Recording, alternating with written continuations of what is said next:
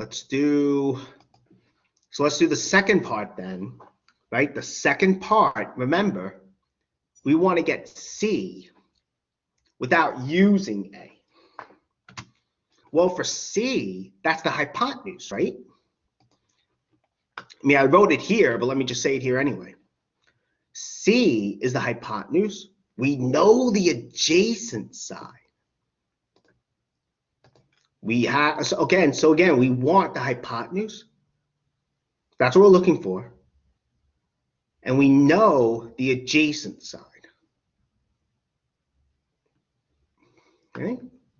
So adjacent and hypotenuse, that's cosine. Cosine. That's what we're going to use. In fact, cosine of 25 degrees we have is equal to B divided by C. B divided by C. Adjacent divided by hypotenuse. And B we know is 5, so we plug it in. And we have this equation to solve. Okay? That's what we're looking for. But again, we want to know what C is. Okay, so what do we do? Well, we can do this. Notice I multiply both sides by C, right? So the C's here cancel, and we get cosine. So we multiply both sides by C. The C's cancel, and we're left with cosine of 25 degrees times C is equal to 5. That's what we're left with, okay? We're not quite done because we want C, so we can divide both sides by cosine of 25 degrees, right? Dividing both sides, as you can see, we get C equals 5 divided by cosine of 25 degrees. That's what we get. So C equals then 5 over cosine of 25 degrees.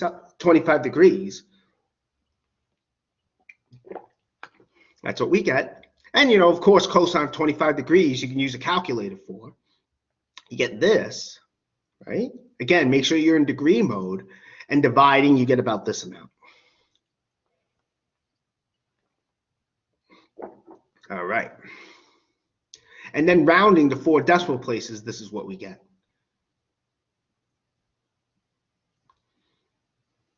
All right, that's good.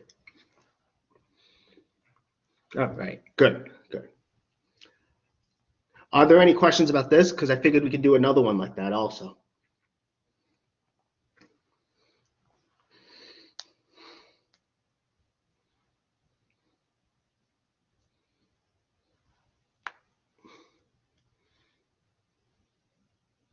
Okay, here's another one we're going to do. So again, this angle here is 70 degrees.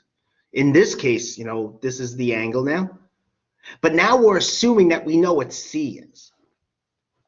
So we don't know B and A, but we know what C is. So the hypotenuse is what we know. Well, how would you get B then if you want to find B? So we know the hypotenuse, okay?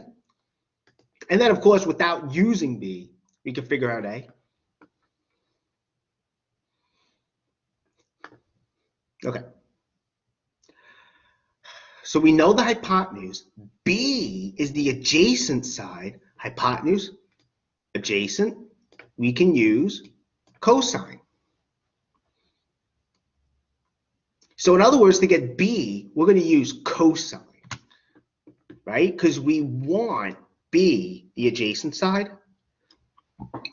C is the hypotenuse. Okay? So what we're going to do is we're going to use cosine.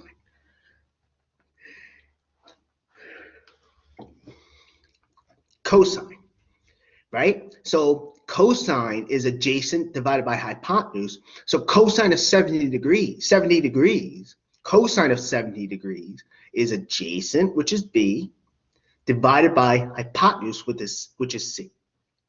B over C. Or in this case, since C we know is 8, we get b divided by 8, as you can see. So we have this equation to solve. B's are unknown. Well, this one's not bad, right? Just like before, we have to get b all alone. So let's divide both sides by, let's multiply both sides by 8, right? Doing so, these will cancel, and you'll have cosine of 70 degrees times 8 equals b. That's what we'll have. And so, of course, you'll get b is 8 times cosine of 70 degrees, which is approximately 8 times this, right? Again, cosine 70 degrees, you can use your calculator. Okay? I mean, here I'm using 4 decimal places, 8, 8, 9. You want to use as many as you can before rounding. And when you multiply, you get this. And so b is approximately 2.7362, approximately.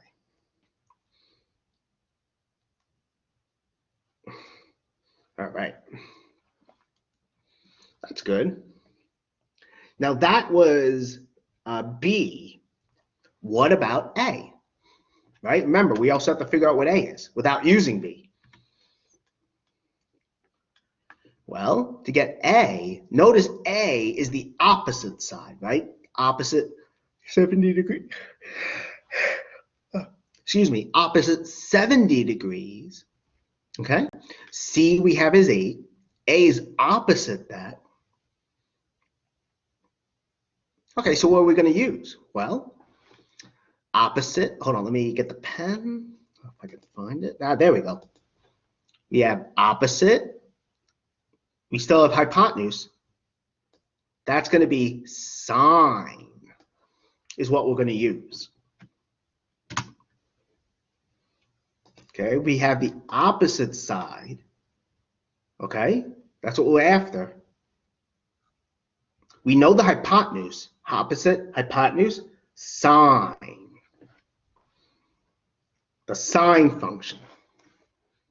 Well, sine of 70 degrees, sine of the angle, is opposite A divided by hypotenuse, C. A divided by C. So in this case, A divided by 8. Okay? A divided by 8. That's what we're going to do here. All right, that's good.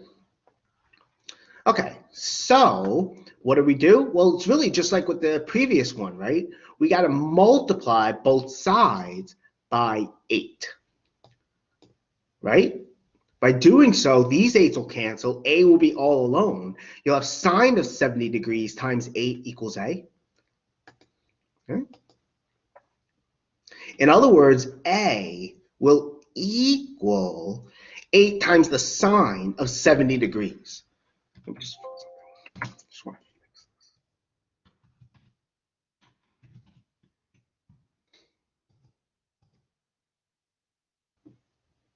There we go. Just had to fix that little A. Okay, so we have 8 times the sine of 70 degrees, right? Well, sine of 70 from the calculator is this amount. And so we have 8 times that, which is about this, but then you can round it to 4 decimal places. All right. Are there any questions about this one? Because the next one's not going to be trig, it's going to be something else.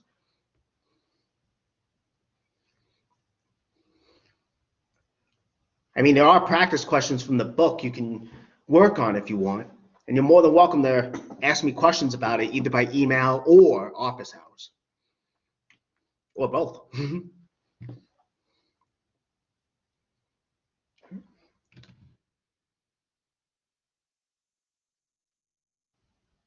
All right, well, let's keep going then. Okay, so here we're doing, remember, this is synthetic division. You know, you're dividing one polynomial by another. So in this case, we have a function, we have this polynomial, right? And we know that 3 is a root. How do we know that? Well, you can just replace x by 3, and f of 3 we get is 0.